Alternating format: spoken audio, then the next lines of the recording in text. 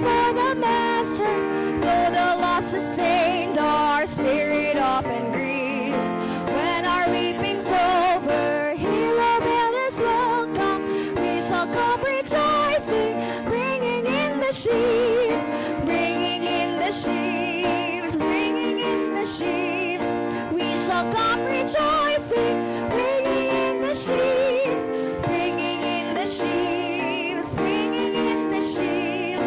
We shall come rejoicing, bringing in the sheaves, bringing in the sheaves, bringing in the sheaves. We shall come rejoicing, bringing in the sheaves, bringing in the sheaves, bringing in the sheaves. We shall come rejoicing, bringing in the sheaves. Amen, amen. And as Christians, let us pause and reflect on God's goodness in our life. Our God is truly great. Amen. And let us remember His faithfulness in our lives. Ano nga ba ang ginawa ng Panginoon sa inyo lately? Anong greatness ang pinakita niya sa inyo? Let us remember that He is greater than our worries. He is greater than our challenges in our lives. Because, oh Lord, You are great. You are so great.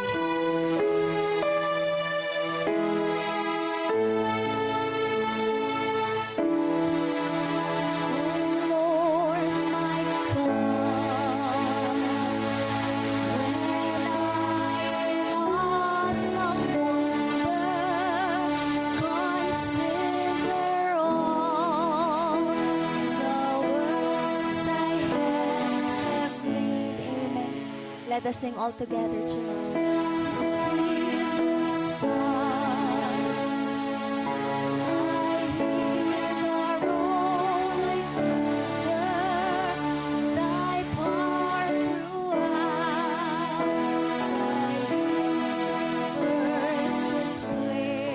Oh Lord, You are great.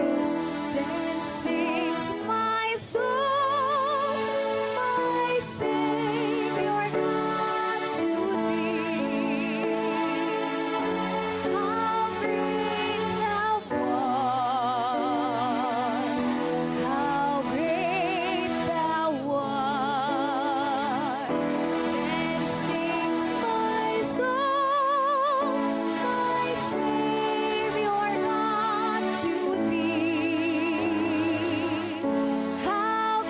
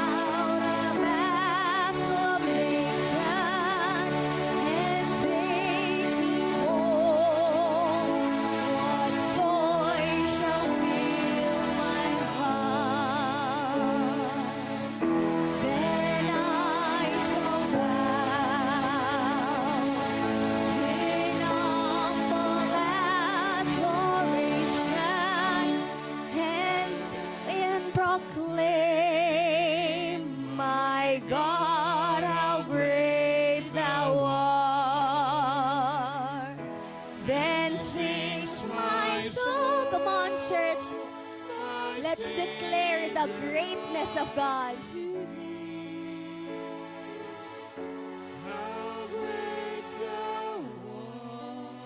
Let's sing the greatness of the Lord. Sing loudly because the Lord has shown greatness in your life.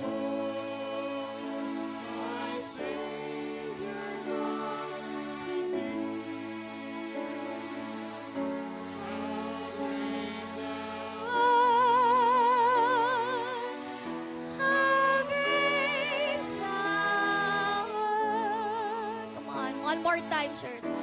Then sings my soul, my Savior God, to thee. How great thou art, how great thou art. Then sings my soul, my Savior God, to thee. How great thou art, how great thou art. Oh Lord, you are so great in our lives. In the book of Isaiah, Prophet Isaiah answered and responded to the Lord, Lord, here I am. Here I am. Send me, O Lord. You know, God seeks willing hearts. God doesn't look for perfect people. He looks for imperfect people who have willing heart to sacrifice, to share the word of God, to spend time with Him, to love Him, to worship Him. Now, church, let's have a self-check.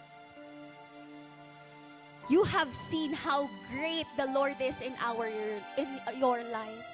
But in return, what are the things that you surrendered to Him for you to be worthy in front of Him? Have you surrendered your plans? Plans for the next week, for the next month? Have you surrendered your fears to Him? Your fears of what can happen in the future? Have you surrendered your burdens? Yung mga pinagdadaanan nyo ngayon sa buhay nyo. Alam ko bawat isa sa inyo may kanya-kanyang problemang dinadala. But have you surrendered those to the Lord? Because once you have surrendered those, lahat ng tinanim ninyo, ipapakita ng Diyos kung ano yung aanihin ninyo. Again, church, God calls ordinary people like you for His service.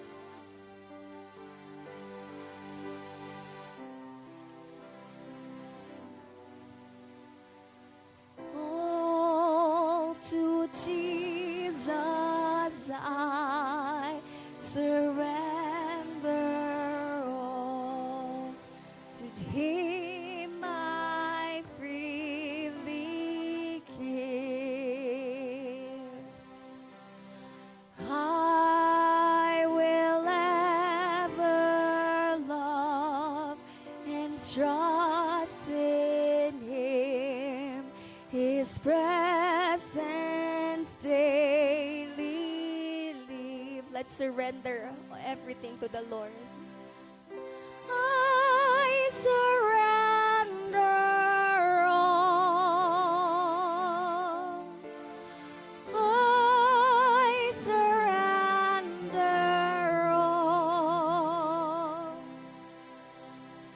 all to Thee, my blessed Savior. I surrender all to Jesus I surrender, humbly at His feet I bow. Worldly pleasure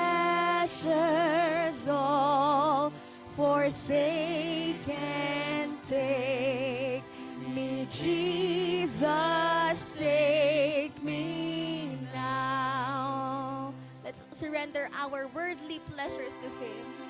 Surrender all. I surrender all to Thee, my blessed Savior. I surrender all to Jesus. I surrender. Make me Savior, wholly Thine. May Thy Holy Spirit fill me. May I know Thy power divine. I surrender all. I surrender all to Thee, my blessed Savior. I surrender all. Oh, church, this is the call to surrender. Have you checked your life? Have you checked? Have you surrendered all your worries to Him? Have you surrendered your financial concerns kung may problema man kayo sa expenses ninyo? Yung family problems, health issues. Sinurrender nyo po ba lahat iyon? This time, let's sing all together. Lord, I surrender. Surrender all. Come on, church. Let's sing all together. I surrender. Surrender all. Come on, church.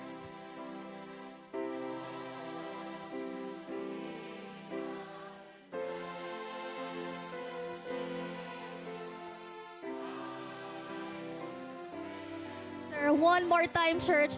Let's surrender our life to the Lord.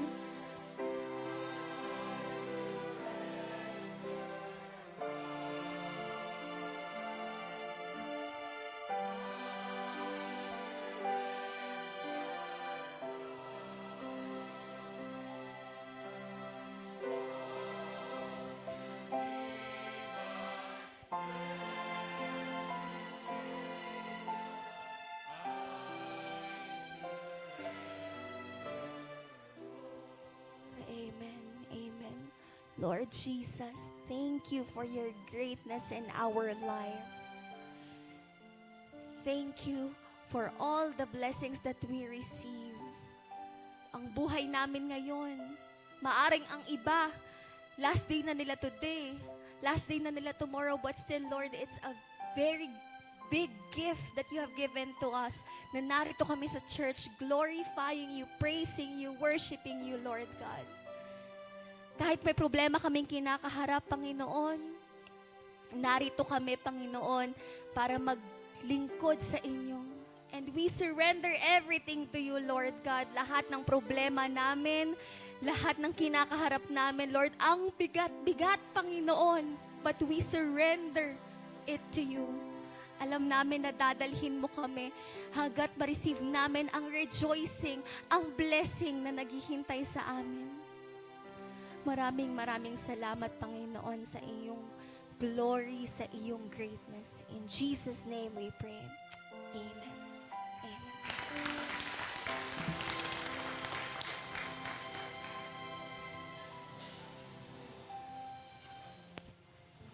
Pwede na po magsipo. Samahan niyo po ako sa panalangin. Aming Diyos na makapangyarihan, kami po ay sumasamba at nagbibigay ng pinakamataas na papuri sa inyong dakilang pangalan. Walang ibang Diyos maliban sa inyo at lahat ng kaluwalhatian sa inyo po lamang. Ama, linisin mo po ang aming mga puso at patawarin sa aming mga nagawang kasalanan. Panginoon, amin pong itinataas sa panalangin ng mga lingkod ninyo sa aming iglesia, mula sa aming pastor, Pastor Arden, at aming mga elders, aming mga deacons and all ministry heads, mga volunteer workers. Patuloy na pagpalain at bigyan po ninyo sila ng pusong laging may kagalakan sa kanilang paglilingkod. Ang lahat po ng members ng GCF at mga new members, kayo po ang patuloy na magpalakas sa kanila physically and spiritually. Pagpalain po ninyo sila. Sa aming mga kapatid na may mga karamdaman, patuloy na provision, financially at kagalingan po para sa kanila. Maging ang aming bahay-sambahan ng GCF Montalban, man po ang pangangailangan ng aming bahay-sambahan ito, Panginoon. Ito po ay pagkaloob mo. Para po sa aming bansa, kayo po ang may kontrol ng lahat ng nangyayari sa aming bansa, Panginoon. At kami bilang mga anak niyo po ay namamagitan at humihingi ng tawad sa lahat ng kasalanan ng aming bayan, maging sa mga namumuno ng bansang ito. Gaya po ng inyong sinabi sa 2 Chronicles, ngunit kung ang bayang ito nagtataglay ng aking karangalan ay magpakukumbaba, manalangin, hanapin ako at talikuran ng kanilang kasamaan, papakinggan ko sila mula sa langit. Patatawarin ko sila sa kanilang mga kasalanan at muli kong pasasaganahin ang kanilang lupain. Amin pong inaangkin na para din po sa amin ang salita po ninyong ito. Patawarin at pagalingin po ninyo ang aming bayan, Panginoon. At sa lingkod po ninyo na gagamitin sa pagpapahayag ng inyong salita ngayong umagang ito, anoint his lips. Itago niyo po siya sa inyong likuran. Ang kalakasan at kapangyarihan ng inyong mga salita ang aming makita at bigyan po ninyo kami ng bukas na puso at isipan upang ang lahat ng aming maririnig ay aming maunawaan. Give him boldness, authority, and clarity as he spreads your word. Ngayon pa lamang po ay amin ang inaangkin ang katagumpayan ng aming gawain at patuloy na ang kadakilaan mo ang masunod, Panginoon. Ito po ang aming dalangin sa pangalan ni Jesus. Amen.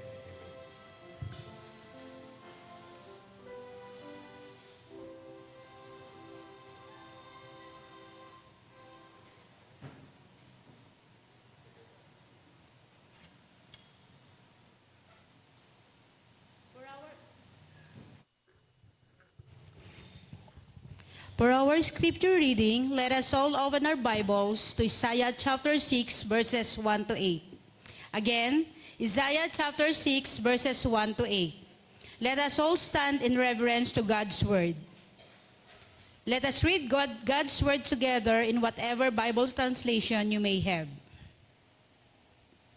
In the year that King Uzziah died, I saw the Lord high and exalted, seated on a throne, and the train of his robe filled the temple. Above him were seraphim, each with 6 wings. With 2 wings they covered their faces. With 2 they covered their feet, and with 2 they were flying. And they were calling to one another, Holy, holy, holy is the Lord Almighty. The whole earth is full of his glory. At the sound of their voices, the doors, pots, and threshold shook, and the temple was filled with smoke. Woe to me, I cried, I am ruined, for I am a man of unclean lips, and alive among people of unclean lips. And my eyes have seen the King and the Lord Almighty. Then one of the seraphim flew to me with a live coal in his hand, which he had taken with tongs from the altar. With it he touched my mouth and said, See, this has touched your lips. Your guilt is taken away, and your sin atoned for. Then I heard the voice of the Lord saying, Who shall I send? And who will I go for us? May the Lord add blessing to the reading of his word. Please be seated.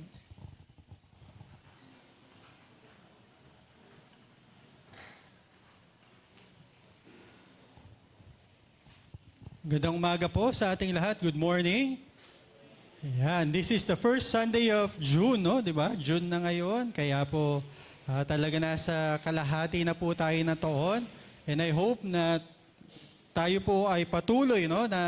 Na-encourage at natututo sa kanyang mga salita. Amen po ba? Natututo po ba tayo every Sunday? Ayan, dapat lang po para tayo po'y merong kalakasan para harapin yung araw-araw nating buhay. Sa month of June, meron po tayong tinatawag na theme. Ito nga po yung Sowing God's Word and Reaping Souls. No? Dahil next month ay meron na po tayo na magiging 10th year na po natin. Kaya po dapat talaga nagtatanim tayo at para sa anniversary natin, ay hindi lang ganito tayo. Paano nga kaya kung mapuno pa tayo? No po, ayan. No, magandang problema po yan. Huwag natin problema paano uupo, kung saan. But that is the goal of God. No? Lahat ay makakilala sa Panginoon at lahat ay tunay na mapalapit sa Kanya. Tama po ba yun, mga kaibigan? Yun po yung heart ni Lord. Kaya yun po yung ating tema for this month of June. Ayan. Kaya po sa umagang ito, let us pause for a while, let us pray. Father, we thank you, Lord, for a wonderful day that you have given to us. Thank you, Lord, at sa kanta pa lang, Panginoon, sa awitan, Lord, ay naranasan na po namin ang iyong presensya. Marami pong salamat and continue, Lord God, to really give us your message, Lord. Ikaw po ang marinig po namin at hindi po yung boses ng sino man, Panginoon. Dalhin niyo po kami sa pagkakatuto, Panginoon. Salamat po again, Lord God. May your name be praised, be glorified. In Jesus' name, amen. Kaya po yung pag-uusapan natin, mga kaibigan, ay patungkol sa tinatawag nating importance nung pagbabahagi ng ating pananampalataya at ang salita ng Diyos. Kaya nga, sinabi sa awitin kanina, di ba, ang ganda, na talagang very relevant yung songs kasi nga dito po ay tinatawag tayo ng Panginoon na maging kabahagi niya sa pagpapalaganap pa ng kanyang mabuting balita. Naalala ko po yung isang kwento dahil siya po ay talagang very passionate. Na talagang nung narinig niya na talagang kailangan pala, it is a must to share the gospel, to share the good news para maligtas sa mga tao. Siya po isang barbero Kaya na po, nung nag-passionate, sabi niya ngayong araw na ito talagang mag-share. Kasi matagal ng barbero, wala siyang nasa-sharean puro kwentong barbero lang nasasabi niya, Kaya ngayon sabi niya, kahit unang customer pa lang, ay pinag-pray na niya. Lord, give me the opportunity. Yung passion niya talaga. Alam niyo po, mga kaibigan, mga kapatid, matatapos na po siya habang siya po naglilihan ng ganyan sa laban. Matatapos na ako. Sabi niya, sige, ito na. Nung hawak niya po yung labahan, sabi niya, handa ka na ba mamatay? Alam niyo po, tumakbo, Yung kanyang ginugupitan. Baka naman gano'n. Kaya wag naman gano'n, Wag niyong takutin. Gusto niyo ba makita si Lord? Bakit naman patay agad? Mga kaibigan, mga kapatid, alam niyo po ba, ganun po ka-importante yung sharing of the message of God. Si Isaiah po ay isa pong prophet ni Lord na kung saan dito sa Isaiah chapter 6, sabi ng mga ibang biblical scholars, ito raw, chronologically and logically, this is the first chapter ng book of Isaiah. Kasi this is the call and commissioning of Isaiah to become a prophet of God. At alam niyo po ba, pag binasa yung chapter 1 to 5, meron pong pangyayari sa Jerusalem, sa bansa ni Prophet Isaiah na talagang magulo, nandun yung rebellion, nandun po yung worship of pagan gods, idolatry, wickedness, pag binasa niyo po yan. Kasi ako po ay nasa book of Isaiah na, in my tinatawag daily reading ko po, Book of Isaiah. So talagang tugma, ang message natin is about sa Isaiah. Kaya naman tumawag si Lord ng tao. Pumili siya at napili nga po niya si Isaiah to become his spokesperson, his representative. And remember, when you are called to become a prophet, yung prophet po, para sila po'y trompeta ng Diyos, the trumpet of God. At ang sasabihin lang po niyan ay patungkol sa Panginoon, sa sinasabi ni Lord. At ang magandang i-highlight ko po dito ay yung word na sinabi ni Lord, no? Sabi niya ganito kay Isaiah, sabi niya ganoon, "Whom shall I send?" Di po ba? Nagpakita si Lord kay Isaiah through a vision, sabi niya ganoon, sino ang isusugo ko? Kasi nga, yung background ng buhay ni Isaiah and even the context ay napakasama na nung panahong yun. Sino ang isusugo ko? And I believe, mga kaibigan, mga kapatid, this is also the message of God to us. Ano po, sino ang aking gagamitin sa family mo? Sa workplace mo? Sino ang gagamitin ko sa mga kilala mo? Whom shall I send? Because the Lord is calling ordinary people to become His messenger, mga kaibigan, bringing His life-changing message to all people. Si Lord po ay tumatawag, pumipili siya ng mga tao na magagamit niya para sabihin yung mabuting balita ng Panginoon. Tingnan mo yung katabi mo, sabi mo, ordinary ka ba? Baka akala kasi natin, yung kailangan graduate ng Bible school, seminary, kailangan may degree holder. Wala pong ganun. Mga kaibigan, na pinipili ni Lord nga, sabi sa 1 Corinthians, yung mga yung mga tinatanggihan pa ng mundong ito, para siya po ay madakila. Pero not necessarily, mga kaibigan, na kapag pumipili si Lord, wala na siyang criteria. Wala na siyang qualification, mga kaibigan. Kaya tingnan natin ano ba yung mga essential traits of a messenger of God? O yung sower, yung messenger ni Lord, taga-tanim. Kasi nga po mga kaibigan, dapat tayo po'y nagtatanim. Sino po ito? Ano po ba yung katangian na mahalagang makita natin? Kung tayo po, ay sabihin na, hindi naman ako qualified dyan, Pastor. Tandaan natin, lahat po tayo dito ay dapat ay mensahero ng Panginoon. Meron lang pong 3 bagay based sa ating binasa na mga essential traits of God's messenger. Una po, mga kaibigan, na person who has personally encountered God. Sabihin nga natin, encounter. Dapat talaga medyo nagkaroon sila ng enkwentro or natagpuan sila ng Panginoon. Sabi po dito sa verse 1 to 4, "In the year that King Uzziah died, I saw the Lord, high and exalted, seated on a throne, and the train of his robe filled the temple. Above him were seraphim, each with 6 wings. With 2 wings they covered their faces, with 2 they covered their feet, and with 2 they were flying, and they were calling to one another, Holy, holy, holy is the Lord Almighty. The whole earth is full of His glory. At the sound of their voices, the doorposts and thresholds shook, and the temple was filled with smoke." Di ba, Vividly, nakita ni Isaiah through a vision, tandaan natin, pangitain, yung ganitong klase ng glorious, tawag nating presence ni Lord. Di po ba? Na-encounter niya si Lord. Ibig sabihin po noon, mga kaibigan, mga kapatid, through a vision, nagpakita sa kanya ang Panginoon. Di po ba? Ang ganda, mga kaibigan. Pero tingnan natin, dahil nung panahon ni King Uzziah, yung hari niya, doon nagpakita si Lord, nung namatay. Definitely, mga kaibigan, si Isaiah was depressed, discouraged, kasi nawala na siya ng hari. Namatay. Pero pinakita dito, mga kaibigan, sabi doon, the Lord appeared to Isaiah seated on a throne. Ibig sabihin, mawala man yung hari nila, siya pa rin po ay nakaupo sa trono. Pinapakita lang dito, mga kaibigan, na siya po ang tunay na hari. Na siya po yung nagro-rule ng kanilang bansa. Mga kaibigan, sa buhay rin natin, lalo na sa panahon natin ngayon, nagkakagulo. Sino ba talaga yung Senate President, SP, ganito, dala-dalawa, di po ba?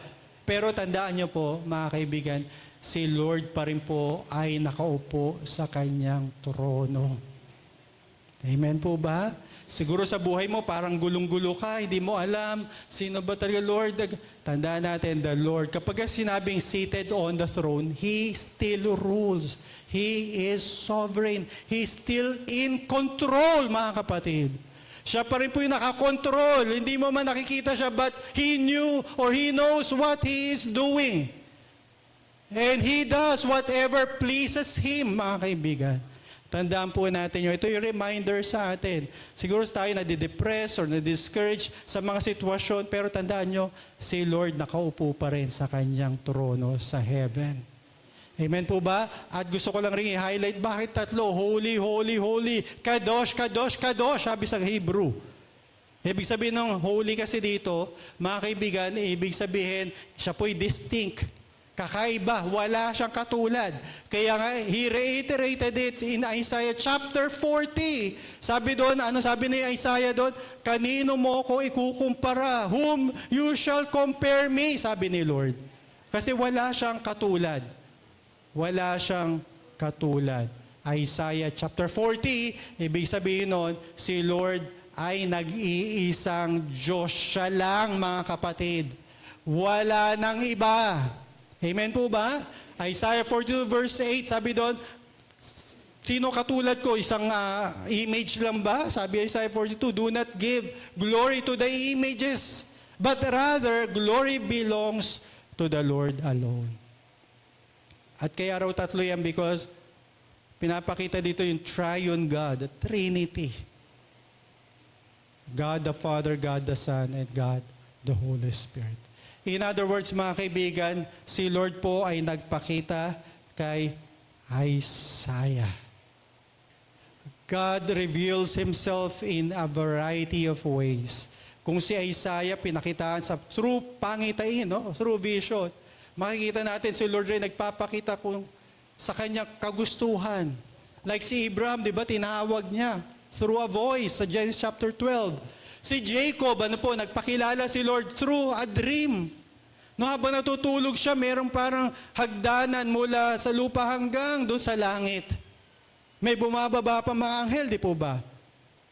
And not only that, but Moses, di po ba? Through the burning bush, marami siyang kaparaanan, kaya po wag natin compare ourselves. Paano ka? Ay, bakit sa'yo maganda? Sa akin pa? Hindi. God has different ways of revealing Himself to us. Amen po ba, mga kapatid? Kaya po, wag natin kumpara. Even during the time in the desert, yung mga yung mga Hudyo, sabi dito sa Exodus 20, paano nagpakita si Lord? Sabi nga dito, Exodus 20, and all the people saw the thunderings and the lightnings and the noise of the trumpet and the mountain smoking. And when the people saw it, they removed and stood afar off. And they said unto Moses, speak thou with us, and we will hear. But let not God speak with us, lest we die. And Moses said unto the people, fear not, for God has come to test you, and His fear may be before your faces, that you sin not. Even God manifested Himself in a tangible way. Ang tawag po doon, theophany. Na si Lord nagpakita sa pamamaraan nating mga tao. Gusto niyo po ba ganon? Tawagin tayo ni Lord, kumikidlat, kumukulog, di po ba? Amen po ba? Siguro matatakot rin tayo talaga, mga kapatid. Pero ganon ang Panginoon, iba't ibang pamamaraan, yung ginagawa niya, ginagamit niya para po makilala natin siya. And God reveals Himself so that we may know Him personally. Kaya niya ginagawa ito para mapalapit siya sa iyo, mga kapatid. Ito talaga gusto ni Lord. You are created to have an intimate relationship with Him. Hindi lamang po kami, hindi lang mga pastor, elders, or deacons, but individually, nilikha ka ni Lord para mapalapit ka sa Kanya. Yung po yung purpose niya. Hindi ka na nilikha para lang magkaroon pamilya, magkaroon ng trabaho, magkaroon ng magandang estado sa buhay, kundi ikaw ay nilikha ni Lord para makilala mo siya. And look at Paul, di ba? Si Paul rin eh. Kinatagpo ni Lord nung panahon na may mission siyang patahin ang lahat ng Kristiyano. Biruin mo yun? Di po ba? Tingnan po natin sa Acts chapter 9 verses 3 to 5. As he traveled and was nearing Damascus, ito yung famous Damascus Road, no po, the road to Damascus, a light from heaven suddenly flashed around him. Falling to the ground, he heard a voice saying to him, Saul, Saul, why are you persecuting me? Who are you, Lord? Saul said, I am Jesus, the one you are persecuting. He replied. Di ba ba si Jesus mismo, no? Alam niyo po, itong karanasang ito, marami na raw sa mga Muslim nations, no? Ibang mga Muslim, talagang personally, they encountered Jesus, no? Through dreams and even through visions. Kinakausap sila para talagang sila mismo malaman nila na totoong may Jesus, may nabuhay sa mga patay, and He is alive, and He is seated at the right hand of the Father in heaven. Nakikinig pa po ba kayo, mga kapatid? Kayo po, paano nyo na-encounter si Lord? Or should I ask, have you encountered the Lord, mga kapatid? Naniniwala ko lahat ng tao nilikha niya, He is giving them a chance to really know Him personally. Kaya po wala magsasabi, wala, hindi ko naman nakilala. Hindi totoo yan. Lahat ng tao sa balat na lupa, binibigyan ng pagkakataon ng Diyos para siya ay matagpuan. Amen po ba? Kung ako tatanungin niyo po, ako po, medyo sinasama na po ako nung bata ako, sa Sunday school ng tita ko, dito po sa Pasig, no? IBC, International Baptist Church ba yun? Nakaganon. Si kila Tika, no? Dating sikat nung panahon ng 80s yan, si Tika. Gabino Tika. So, sinasama na ako. Pero, mga magulang ko kasi, talagang mga Katoliko talaga, sarado, kandado, at itinapon na yung susi sa dagat, mga kapatid.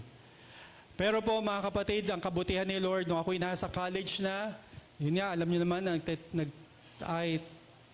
kinuha ko yung pagiging seaman, ano po. Sa mga kalalakihan, dun ko pa natagpuan si Lord, ano po. Biruin mo yun, di po ba? Kaya po mga kapatid, mga minamahal, doon ko siya natagpuan. No, ako'y wala na pong pang-matrikula. First sem pa lang, titigil na po ako. Sabi ko, Lord, ano ba to? Parang hindi naman sa nakakahiya kasi pag lumalabas ako, nakaputi ako parang tapos ngayon, tutigil ako, Lord, kung totoo kayo, bibigyan niyo po ako na itutuloy niyo po ito. Kaya nga mga kaibigan, mga kapatid, bigla may nagalok sa akin, magpapaaral dito sa St. Francis, sa Santa Ana po yan kasi, St. Francis, lumang church. Doon ka, sa kantin ka lang, pero sila magbabayad ng tuition. Half of my tuition and my allowance. Kaya doon ko po siya nakilala. Lord, totoo ka po. Talaga merong Diyos na tumutugon sa panalangin. Amen po ba? Ayan, po. Bagamat simple, di po ba? Pero yun ang akin no? Doon ako nakilala si Lord at unti-unti napunta ako sa retreat, ganyan, tuloy-tuloy na po yun. In other words, mga kapatid, si Lord po ang nagpapakilala sa atin. Siya po yung nagpapakilala. Bakit ko po nasasabi yun? Dahil hindi ka po gagamitin ni Lord kung hindi mo pa siya kilala. Paano mo ipapakilala yung hindi mo kilala? Si Lord, oo, pasahin mo yung Bible. Wala ka naman personal connection, mga kapatid, di ba? Di po ba, pag sinabing, kagaya ng mga asawa natin, di ba? Han, sale sa SM. Talaga? Oo, sale. Bakit mo nasabi? Eto, may sapatos na ako. Ginamit ko, in-scratch ko muna yung mo. Marami ka, baka ma-scratch ka sa likod niyan, mga kapatid. Di po ba? Yung mga ganun, ikaw mismo nakilala kay Lord. Kaya po napakalaga yung unang trait na po katangian na dapat you need to encounter the Lord first before you introduce Him to someone else. Pangalawa po, a person who has experienced the new life from God. Sabihin po natin, experience. Diba? Nung naranasan mo yung tunay na pagbabagong ginawa ng Diyos. Kasi po sabi dito sa verses 6 or verse 5 to 7, tuloy natin yung pagbabasa. Woe to me, I cried. I am ruined. For I am a man of unclean lips, and I live among a people of unclean lips, and my eyes have seen the King, the Lord Almighty.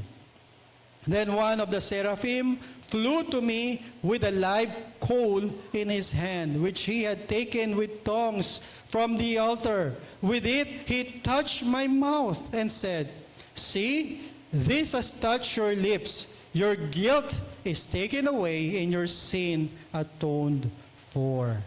Di ba ba? At pinakita dito kung paano binago si Isaiah. Inamin niya muna na siya po'y nagkasala or makasalanan. Kaya sabi niya, ako'y nabubuhay sa maruruming mga labi. Ano po, dito po. Sa paligid niya. And even siya mismo ay, kumbaga, nandun na rin sa sistemang yun.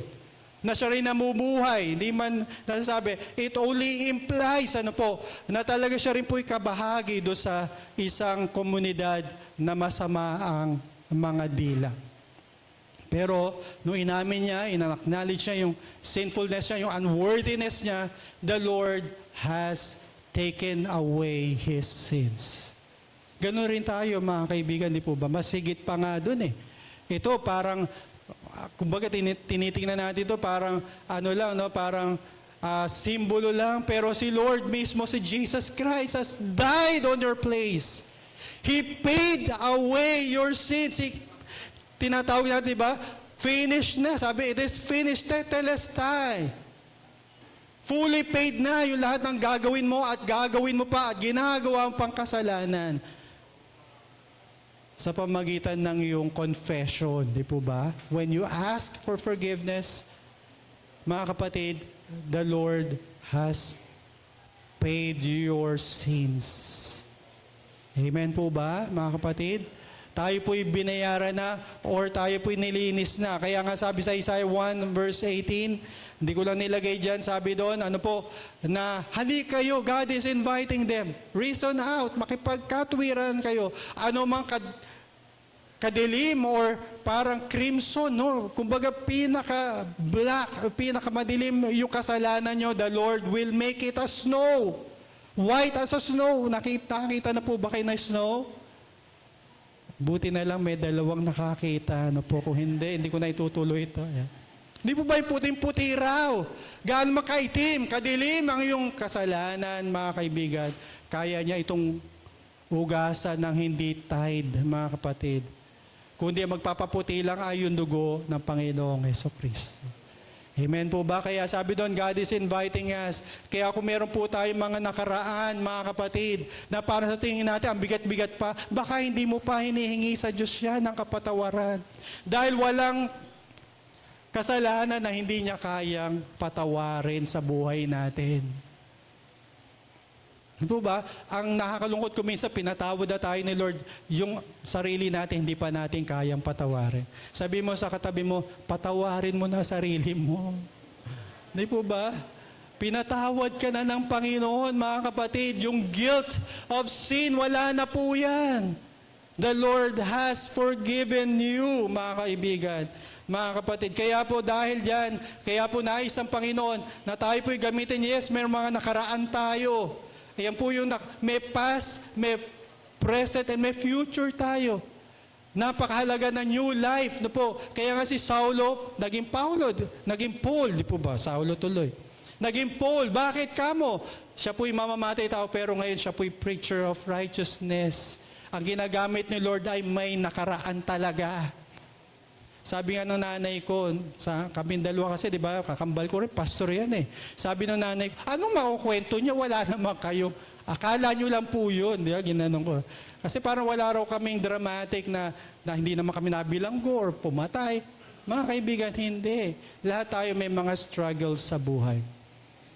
At yun po ay tunay na nagbabago. Bakit po mahalaga may pagbabago? Dahil new life is God's sign to a lost world.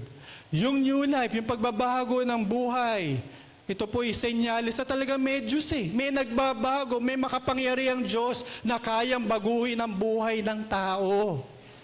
At marami na po, from century pa, St. Augustine, lahat po ng mga tinatawag na ginamit ni Lord, merong binago sa kanila. Amen po ba? Kaya nga sabi ni Paul, Philippians 1:17, whatever happens, conduct yourselves in a manner worthy of the gospel of Christ. Then whether I come and see you or only hear about you in my absence, I will know that you stand firm in the one spirit, striving together as one for the faith of the gospel, without frightened in any way by those who oppose you. This is a sign to them that they will be destroyed, but that you will be saved, and that by God. Mga kapatid, mga minamahal, pinapakita sinabi ni Pablo, huwag kayong matakot sa nag-oppose sa inyo. Bakit? Naranasan nyo ang tunay na pagbabagong binigay sa inyo ng Panginoon. At yan po'y tanda. Ano rin tanda? Tanda na darating ang panahon na mayroong paghuhukom. Kasi nga, nagbago na ng buhay. Kaibigan, kapatid, ano po ang binago sa iyo ni Lord? Huwag mo nang ibulong sa katabi nyo, ha? Baka talaga? Di po ba, baka ma-shout out na naman yan, ano po? Pero mga kapatid, tandaan po natin, may binago. Kaya nga messenger tayo, sabi po ng isang author, a messenger is a nobody who is seeking to tell everybody about somebody who can help change anybody. Yung pinangangalandakan nating tao, Diyos sa makapagpapabago sa kanila. Yun po yung message natin.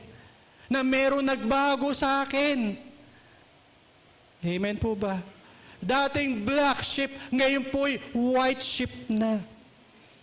Meron bang ganon? Di ba? May ganyan, di ba? Meron tayong mga family ganyan. Ay, naku, sinunal, naku, black sheep yan. Kaya hindi ko po ini-invite yung mother ko dito. Hindi naman, ha? Kasi makakwento yung kung anong kabalastugan.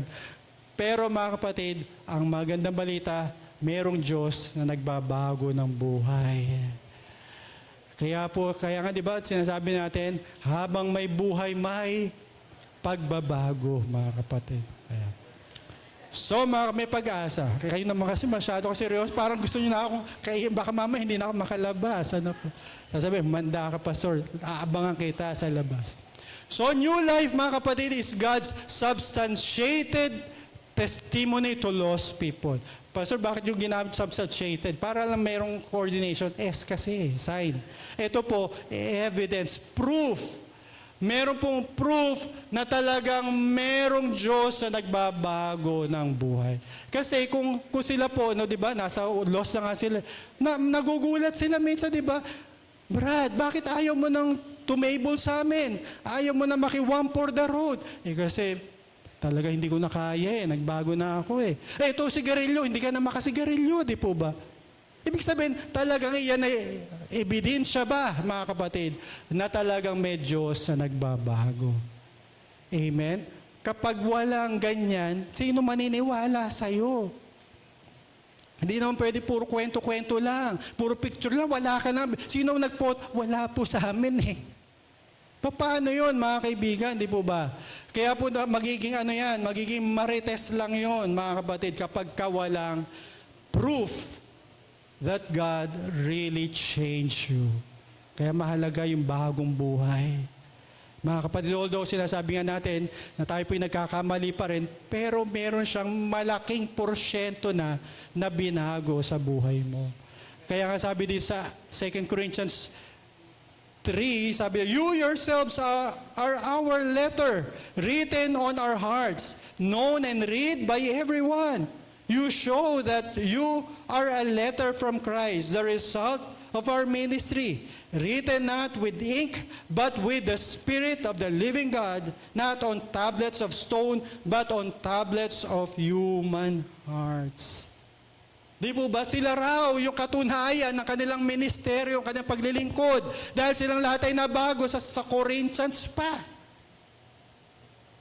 Mga kaibigan, tandaan natin pag sinabing taga-Korinto ka, worldly ka, immoral ka, ganun yan Pero sabi ni Pablo, kayo ang aking sulat. You are my letters. You are the proof that God really changes people. Amen po ba, mga kapatid? Kayo po, pag binabasa po kayo ng mga taong nakapaligid sa inyo, ano po ang mababasa nila sa inyo? Kasi di ba sabi doon, kayo'y letter Ano ba ang mababasa nila? Wakasan ba, mga kapatid? Or isang history? Ano po? Or makikita nila yung tunay na pagbabago ng Panginoon. Medyos yan. Bakit? Nabago siya eh. Amen po ba? Diba, ang tigas ng ulo niya talaga, yan, sakit ng ulo ng pamilya, pero ngayon, may dala siyang Bible na nakatago sa bag na may palibot. Baka naman ganun, baka ayaw niya pakita. Kaya po mga kapatid, tandaan po natin, napakahalaga ng bagong buhay. Hindi lang pagdamit, meron tinatawag dito mga verses, hindi lang po yun. Tapos ang sasabihin mo naman, mga kalokohan. Huwag ganon. Sabi mo sa katabi mo, huwag ganon. Kasi alam niyo po, meron po kami dati may sasakyan, ang nagdadrive pastor. Yung pastor ko pa talaga mismo, hindi ko na sasabihin, baka puntahan niyo pa San Mateo, meron nakalagay, Jesus loves you. Alam niyo po, nung nakasakay po yung kapitbahay namin, sabi sa nanay ko, Pastor ba? Oo, talaga pala, kaya pala, pag sumasakay kami sa kanya, nalalapit kami kay Lord. Kasi kung sumingit, ganun daw. Kung talagang makapaandar, hindi naman patok, ha? Talaga nalalapit at nagiging prayerful daw sila. Kaya pag pastor pala, ganun. Oo, at least kahit pa paano, yan, stairway to heaven yan. Hindi nga, totoo yan ha. Hindi ko na mention yung pangalan. Kasi magaling talagang mag-drive yun. Kaya nga lang, kung may nervyoso ka, para. Kahit nasa gitna pa, pumara na. Di po ba? Yung mga nakasakay. Ngayon kasi hindi na masyado yung patok eh. Namimiss natin yan eh. Yung mga Lord, nandiyan ka pa ba? Ayan. Para lumulutang na yung kaluluwa natin. So remember that ha. Tandaan natin yung buhay natin, mga kapatid, mahalaga yan. Na patotoo. Kapag kami experience ka na nagpababago. Kaya nga, even if you do not know the Word of God, your life testimony is, mga kapatid, very important na yun na lang po pwede mo nang i-share na meron Diyos. And lastly, mga kapatid, ano pa ang pwede nating makita dito sa binasa natin? Sino pa pwede gamitin ni Lord? A person who has embraced God's call to proclaim His message. Sabihin natin, embrace. Talagang si Isaiah, nung narinig niya, sino susuguin ko? Ako na lang, Lord. Di po ba? Sabi niya dito sa Isaiah 6 verse 8, Then I heard a voice, sabi ni Isaiah, Whom shall I send, and who will go for us? And I said, Here I am, send me. Here am I, send me. Tayo po, pag nagpaparinig na si Lord, sino ang gagamitin ko na pagpalat sa taong ito? Sino tutulong dito? Kaya ba natin ito? Dito lang po mga kaibigan, pinapakita yung tamang respond natin sa kabutihan na ginagawa sa atin ni Lord. Every day mga kaibigan, may ginagawa si Lord sa atin. Kaya dapat handa tayong magpagamit sa Diyos. Lalo na sa pag-share ng mabuting balita. Bakit po kailangan natin mag-share? Una po mga kaibigan, sabi nga dito, Isaiah finds that being joined to God means joining His missionary purpose. He has been brought near, kaya siya pinalapit sa Diyos para raw siya ay is-sent forth. Kaya tayo lumalapit kay Lord para tayo rin po ay maging instrument of His change. Instrumento tayo na maibahagi natin yung kabutihan ni Lord. Tanong ko po sa inyo, mabuti ba si Lord? Di po ba, Kaya nga may book na we cannot but tell. Hindi natin kayang pigilan yung mga ginagawang kabutihan ni Lord na hindi natin kayang pigilang ipagsabi ito. Bakit po? Ano reason? Una mga kapatid, because this was the ultimate mission of Jesus. Sabi dito, He came to seek and save the lost. Kung sinasabi natin follower tayo ni Kristo, mga kapatid, dapat ito rin po yung heartbeat natin. Hanapin ang nawawala. At pagkaloob, i-bring it to the Lord. Yung mga naliligaw, those who are lost, those who are, quote and unquote, sinners, just like us, mga kapatid, ay makilala si Lord. At hindi lang po yung bakit po? Because of the Great Commission. Bago po umalis si Lord, mga kapatid, ang kanyang pinakalas na sinabi, go and make disciples. Ito po yung gagawin natin. Hindi lamang po tayo magaling sa negosyo, hindi lamang po tayo magaling magturo o anumang mga tinatawag na abilidad, pero tayo po'y mandated to share the gospel.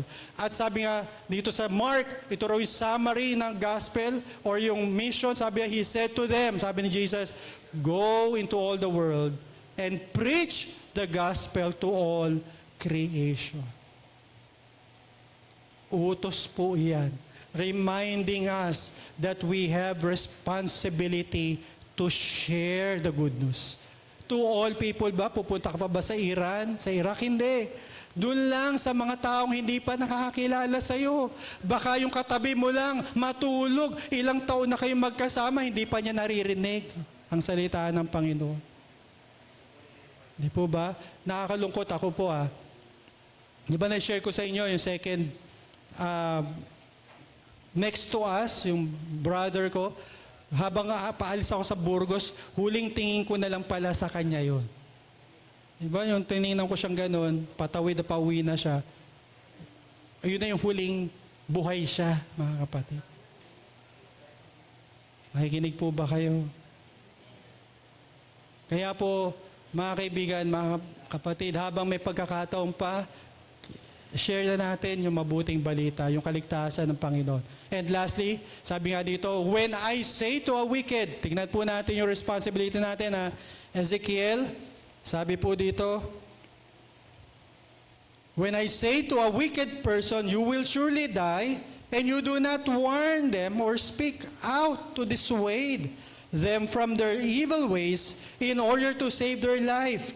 That wicked person will die for their sin, and I will hold you accountable for their blood. Talagang we are brother's keeper. May responsibility tayo sa ating kaibigan, kamag-anak, na hindi pa nakakilala sa Panginoon, na dapat po sila'y sabihan, at kapag sila'y nawala, ano sabi doon? You will be accountable for their blood. Baka sisihin pa kayo pag kayo nasa langit, sila'y nasa ibaba. Kasi ikaw, hindi mo sinabihan ako Di po ba? Pag tinatanong ka, saan ka pupunta? Diyan lang. Sunday ngayon? Diyan lang. Hindi mo man lang masabi, hindi, magsisimba ako Gusto mo sumama? Di po ba mga kapatid? Dahil tayo po'y accountable sa kanila.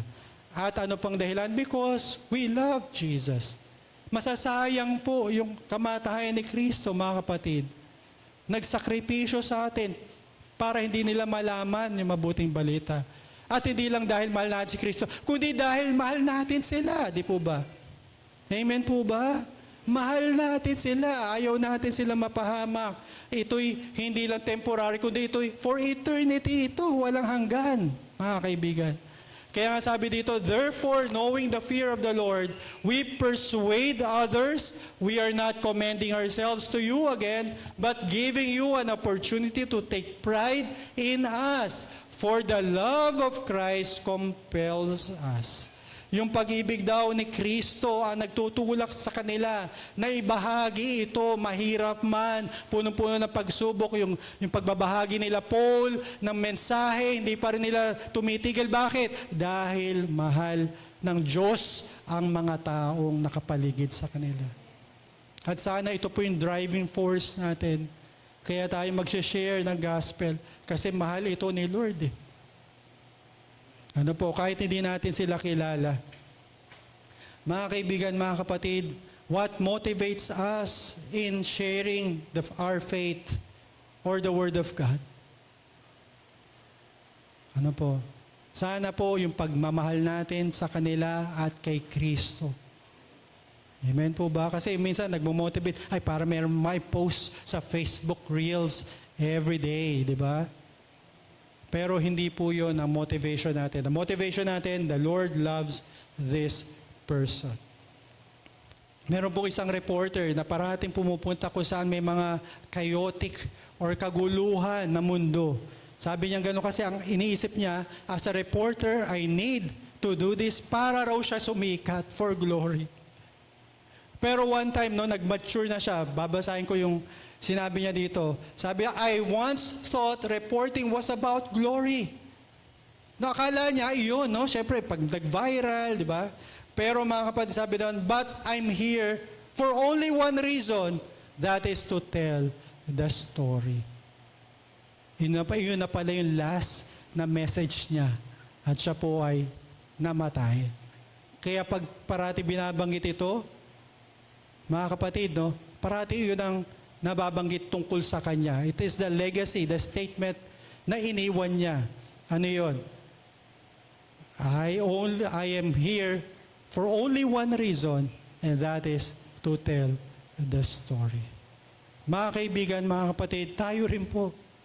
Alam niyo kung bakit tayo niligtas ng Panginoon? For only one reason din po, mga kaibigan. It is to tell the story of Jesus Christ. Sabi mo nga sa katabi mo, you are here, mga kapatid. Sige, sabihin niyo po, you are here to tell the story of Jesus Christ. Hindi po tungkol sa atin, mga kaibigan. Alisin na po natin yon. Minsan kasi namamali tayo. Ay, kaya ako nabubuhay, it is for me. The whole world is circulating at ako'y nasa middle, ako ang bida. Hindi ikaw ang bida, mga kapatid. Ang bida po ay tanging si Kristo Jesus. The reason why you are here, you exist, because of Jesus Christ. Kaya po, mga kaibigan, mga kapatid, tandaan po natin ano yung essential traits of God's sower or messenger. Kailangan po, he encountered God personally, experienced new life in Christ, and he embraced the call to be God's messenger. Let me ask you again, mga kaibigan, sino sa palagay nyo ang gagamitin ni Lord sa family mo, sa friends mo? If not you, whom shall God send? Baka ang iniintay mo ay mali pang doktrina. Mga Mormons iniintay mo, mga INC, mga dating doon, mga kapatid. Share mo na. Mga kaibigan, before it's too late, it's now or never. Sabi 2 Corinthians 6, it's now or never. Kung hindi ngayon, kailan pa, mga kapatid? Kaya po, meron po akong reflection question sa inyo, mga kaibigan. How has your relationship with God grown over the years? Lumalago po ba tayo sa Panginoon? What old attitudes, habits, or perspectives has God transformed in your life? Meron na ba nabago sa inyo? Baka kaya hindi tayo makapag-share kasi wala naman talaga nangyayari sa buhay natin. What fears or obstacles keep you from sharing God's message with others? And lastly, how is God challenging you today to become a more faithful messenger of His message? Gusto ng Panginoon, mga kaibigan, kasama ka, i-share mo yung kabutihan ng Panginoon sa iyong mga kaibigan. It is not about you, it is the work of God. Gusto rin natin mabless sila kung paano tayo po'y nakaranas ng pagpapala, ng kaginhawahan, ng pagbabagong buhay. Gusto rin natin, mga kaibigan, sila rin po ay makaranas nun. Tama po ba yun? Huwag po tayong maging selfish, ano po. Kaya nga tinawag tayo ng Lord, pinili tayo para ibahagi natin yung blessing na tinatanggap natin because of our relationship with God. Tayo po'y yumuko at manalangin. Panginoon, sa oras na ito, Lord, salamat po for reminding us, Lord, that you are looking, calling ordinary people just like us, Lord, para maging mensahero mo, para magtanim ng mga butil ng pagpapala mo sa bawat kilala po namin, Panginoon. Lord, tulungan niyo po kami, Panginoon, na talagang magawa namin ito hindi dahil makilala kami, kundi dahil ito po ang gusto mo. Dahil ito po ang pwede nilang maging pagbabago at umangat ang kanilang mga buhay, Panginoon. Lord, salamat po, Panginoon, for giving us this wonderful story of Jesus Christ dying on our place and giving us eternal life, Lord. Salamat po, O Diyos. Pagpalaan niyo po ang bawat isa sa amin. Give us the courage, give us that boldness, Lord, to speak and represent you sa ibang taong nakapaligid sa amin. Ito po ang aming dalangin sa pangalan ni Jesus. Amen. Amen. Sa oras na ito, mga kaibigan, tayo po ay dadako na sa ating communion. At every first Sunday of the month, meron po tayong ino-observe po natin ito. At sa oras na ito rin ay ibe-bless po natin yung tinapay at ang juice. At tandaan lang po natin, mga kaibigan, paalala lang po, kung hindi nyo pa po tinatanggap si Kristo bilang Diyos at tagapagligtas ng buhay nyo, pwede po kayong hindi maki-share or kumuha ng tinapay at juice. Hindi po kayo nagkakasala noon. Pero kung kayo po, ang nais nyo po na ay talaga makibahagi, mga kapatid, kailangan po sa puso nyo, tanggapin nyo po si Kristo bilang Diyos at tagapagligtas ng buhay niyo. Amen po ba, mga kaibigan?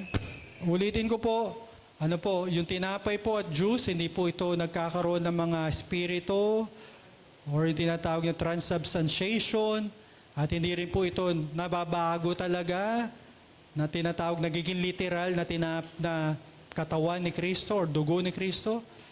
Wala pong ganon. Ito po ipaalala lang sa atin, reminding us that Jesus died on the cross and gave His life for us para po tayo patawarin sa ating mga kasalanan. Amen po ba? So sa oras na ito ay manalangin po tayo. Let us prepare ourselves for the Lord's table. Father, we thank you, Lord, for your grace and mercy. Thank you, Lord, for allowing us, Lord, to take part of your table, Lord God. Thank you for your forgiveness of sin, for dying on our place. Thank you, Jesus. You are our Lord and Savior. Bless the bread and the wine or the juice that we will about to partake. May it nourish our bodies and strengthen our physical bodies, Lord. And give us, Lord, yung faith. Establish our faith sa pagkatunay na ikaw po ang Diyos na nagpapalakas sa amin. Ito po yung aming dalangin sa pangalan ni Jesus. Amen. Sige po, tawagin po natin ang ating mga deacons.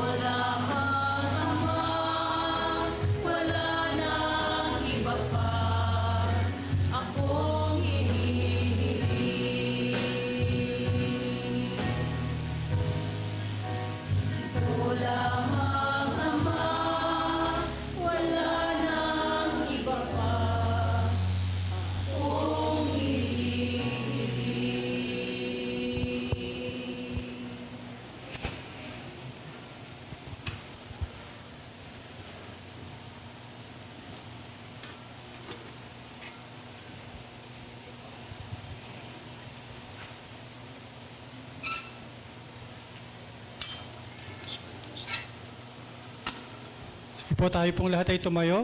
Hawakan po natin yung tinapay na sumisimbolo ng katawan ng Panginoon na nabayubay sa krus. Kung wala po yung pagbigay niya ng buhay, wala po tayong kaligtasan. The Lord Jesus, on the night He was betrayed, He took bread, and when He has given thanks, He broke it and said, "This is my body which is for you. Do this in remembrance of me." Let us all partake.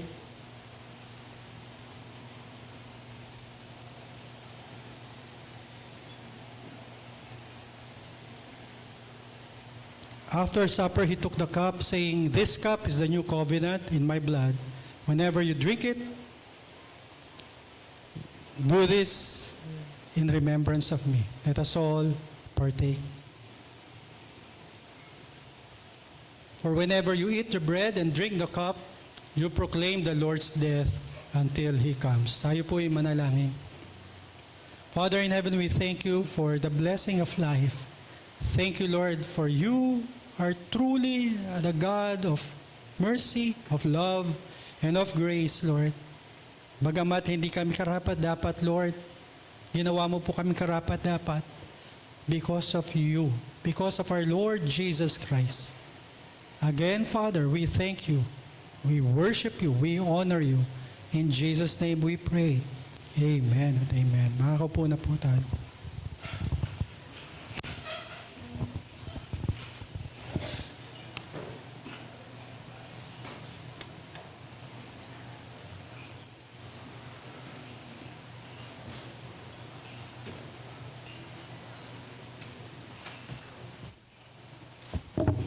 Thank you very much, Pastor Arden, and of course to our ladies choir. Talagang tayo ay na-bless, no? Mula kanina pa sa mga awitan para sa Panginoon. At na-bless po ba ang lahat sa ating message ngayong umaga? No? Masarap isipin na tayo ay nabigyan muli ng paalala ng Panginoon na tayo ay dapat magpatuloy, no, na i-embrace ang ating pananampalataya sa Kanya at mapaalalahanan ng mga bagay na tumulong sa atin upang magpatuloy sa unang pagkakataon na na-encounter natin ang Panginoon at na-experience ang Kanyang patuloy na biyaya sa atin. Sa dami po ng pwedeng disturbances, sa dami po ng mga temptations, trials ng mundo, nakakatuwa na nasa biyaya ng Panginoon, tayo ay patuloy na inangatan at upang patuloy na manatili sa Kanya.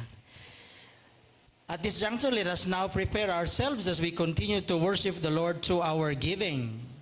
God is pleased when we give with a grateful and thankful hearts. He loves cheerful giving. We give because He first gave His Son as an evidence of great love for all of us. We give because we are the recipient of God's love. Kung ano man po ang natatanggap natin, marapat nating maibalik ang mga bagay na ito. Sa totoo lang, kulang pa po ito, no, sa pag-ibig ng Diyos sa buhay natin.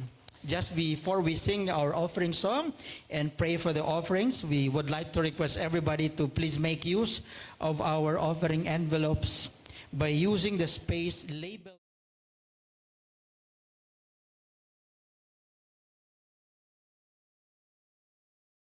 Your other offerings for other ministries as the Lord leads you to do so. This is over and above your tithes for the Lord. If you need pencil or pens, you can ask our ushers to help you. Taas nyo lang po ang inyong mga kamay para po matulungan po kayo. You can also make use of our online platform to send your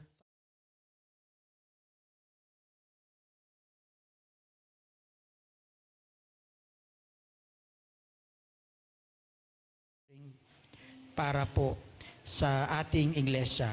Also, in the bulletin, you can find there praise and prayer item slip. So you can write your thanksgiving and prayer petition to the Lord. After writing them, you can drop them in the box provided at the usher's table at the back. Also, we would love to be with you in our midweek prayer fellowship every Wednesday from 7 to 8:30 in the evening. we would love to briefly acknowledge also that our flowers today are offered to the Lord by Sister Deborah Camille Doliente. Palakpakan po natin ang Panginoon sa kanyang buhay. So if everybody is ready to worship the Lord to our giving, let us all stand and let us sing our offering song. We praise you, Father God, for you alone are worthy. Your goodness and your blessings always overflow. We offer to you our lives as a pleasing sacrifice. We lift up our hearts to you, and we thank you, Lord, for your love. Panginoon, higit sa lahat ng bagay, maraming salamat po sa inyong dakilang pag-ibig sa aming mga buhay. Panginoon, maraming salamat po sa mga kaloob na ito, Panginoon, na kayo po ang nagbibigay. Gamitin niyo po ito sa patuloy na pagpapalaganap ng inyong gawain sa dakong ito. Pagpalain niyo po, Diyos, ang mga kamay, ang mga pusong patuloy, Panginoon, na nagsusumikap, Panginoon, upang maipakita namin na kami po ay Diyos, inyong binubuhay sa inyong biyaya sa amin. Maraming salamat po sa mga trabaho na patuloy ninyong pinagkakalob sa amin. Salamat, O Diyos, sa kalakasan, sa malusog na pangangatawan. Alam namin, O Diyos, kulang ang mga bagay na ito upang iparating ang aming walang hanggang pasasalamat sa inyo. Salamat po ng marami. Ito pong aming dalangin sa matamis sa pangalan ni Jesus. Amen at amen. Mari na po tayong maupo. Para po sa ating mga announcement, meron po tayong video. Panoorin po muna natin.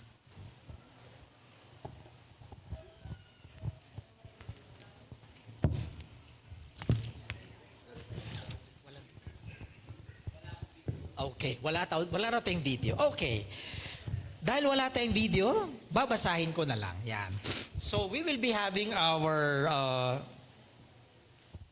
yung ating Gospel in Every Home ministry. So, pinapaalam namin sa lahat, no, na ang atin pong evangelism ministry ay patuloy na nagsasagawa ng mga initiatives mo para po patuloy na mapalaganap ang salita ng Panginoon. Kaya naman, ito pong Gospel in Every Home, isa sa mga initiatives po ng evangelizing ministry ay nag-aanyaya sa ating lahat na kung kayo po ay nais mag-imbita ng atin pong mga pastor, ng ating mga members po ng evangelizing team para po magsagawa po ng inyong Bible study sa inyong mga bahay po para po makapag-invite po kayo ng mga kamag-anak ninyo na makarinig ng salita ng Diyos. Sila po ay available. Yan. So ang gagawin nyo lang po, i-contact o i-communicate nyo po ang team na ito para mabigyan po kayo ng schedule at para kayo po ay mapuntahan. Yan po. So, kung kayo po ay may mga katanungan pa tungkol po dito, nandyan po ang mga contact details natin. Hanapin nyo po si Elder Donnie. Yan. Sige, sa likod po si Kuya Donnie. Yan. Si Sister Georgie, dito po. Ayan. Nandyan din po si Deacon Tina. At of course, si Deacon Susan. So, sila po ay mga handang magsilbi sa biyaya ng Panginoon. So kung kailangan nyo po ng mas malalim na pagkakilala sa Panginoon bilang instrumento po ng patuloy na pagbabahagi ng salita ng Diyos, naririyan po sila. Ayan. Wala na tayong announcement. Okay. Of course, dahil ngayon po ay araw ng linggo at unang linggo sa buwan ng Hunyo, pinagdiriwang natin, no, ang mga kasama nating magdiriwang ng kanilang birthdays. Ito may video na malamang. Okay. Kaya naman, bago ko po ipagpanalangin at patayuin ang ating mga birthday celebrators, panoorin natin ang video na ito.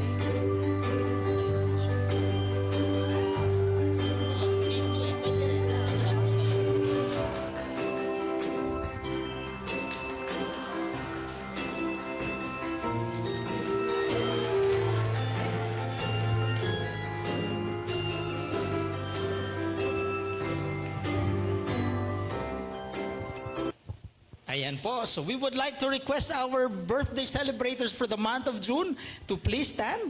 Ayan. O, di ba? Sige po. So meron tayong konting token or giveaway galing po sa ating mga ushers. Ayan, sige.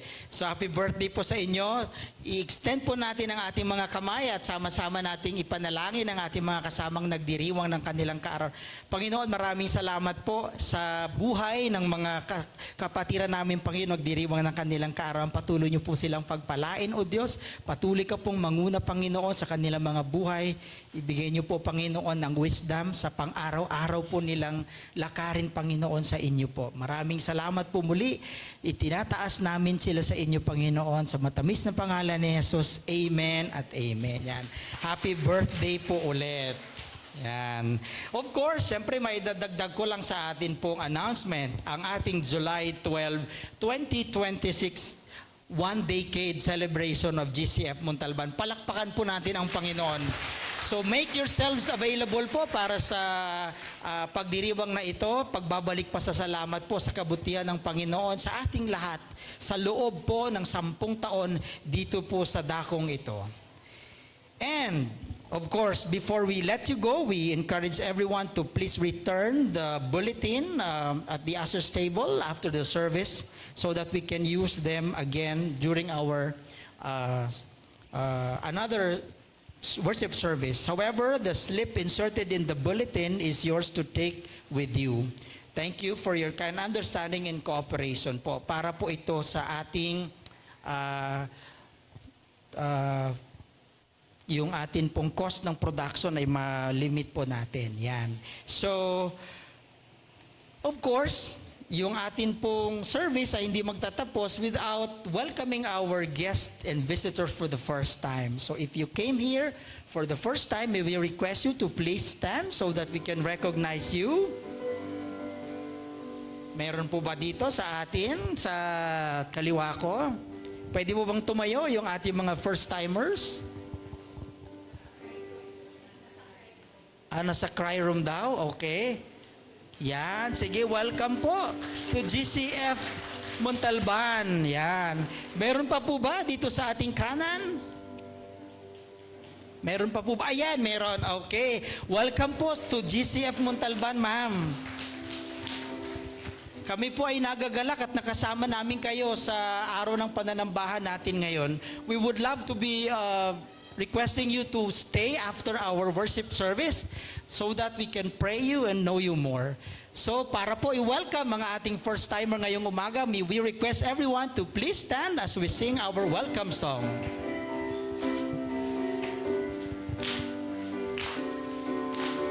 We welcome you today to our fellowship. We are glad to see you share your life with us. as a Family and grow together, worshiping our Lord and King with all our hearts. We welcome you to GCF.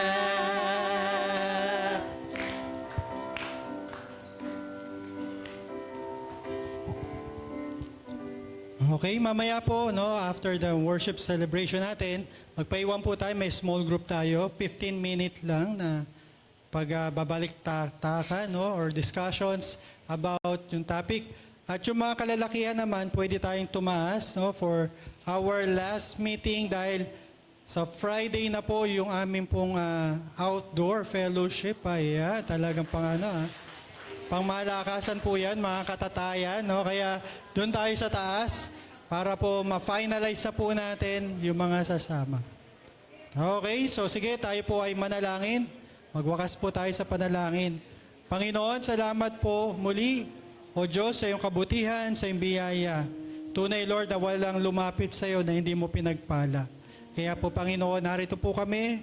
Thank you in advance sa mga blessings that we will about to receive, Lord God, this coming days ng week na ito, Panginoon. Pagpalain niyo po yung mga trabaho namin, negosyo, saan niyo man kami dalhin, Panginoon, ay ikaw po ang maranasan namin, ang iyong pagkalinga, ang iyong patuloy na proteksyon, provision, and even, Lord God, your presence, Lord, ang amin pong maranasan sa buhay namin.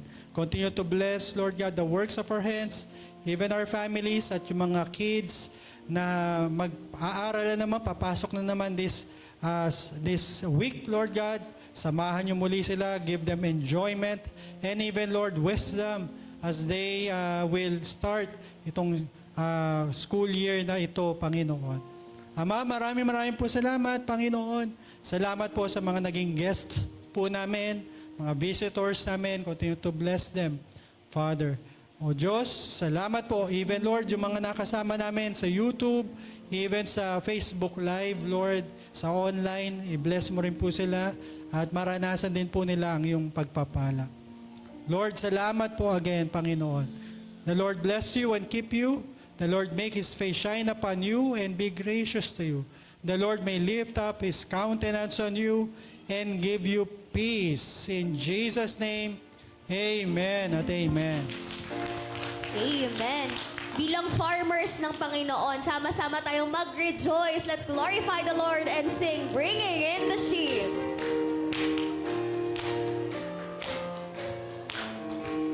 Sowing in the morning, sowing seeds of kindness, sowing in the noontide and the dewy eve, waiting for the harvest and the time of reaping, we shall come rejoicing, bringing in the sheaves, bringing in the sheaves, bringing in the sheaves, we shall come rejoicing, bringing in the sheaves, bringing in the sheaves, bringing in the sheaves, we shall come rejoicing, bringing in the sheaves, sowing in the sunshine, sowing in the shadows, fearing neither clouds nor winter's chilling breeze.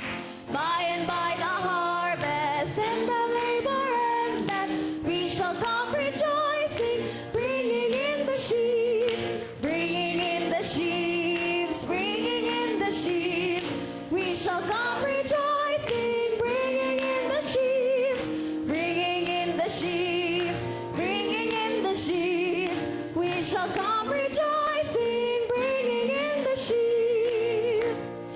Going forth with weeping, sowing for the Master, though the loss sustained, our spirit often grieves. When our weeping's over, He will bid us welcome. We shall come rejoicing, bringing in the sheaves, bringing in the sheaves, bringing in the sheaves. We shall come rejoicing, bringing in the sheaves, bringing in the sheaves, bringing in the sheaves. We shall come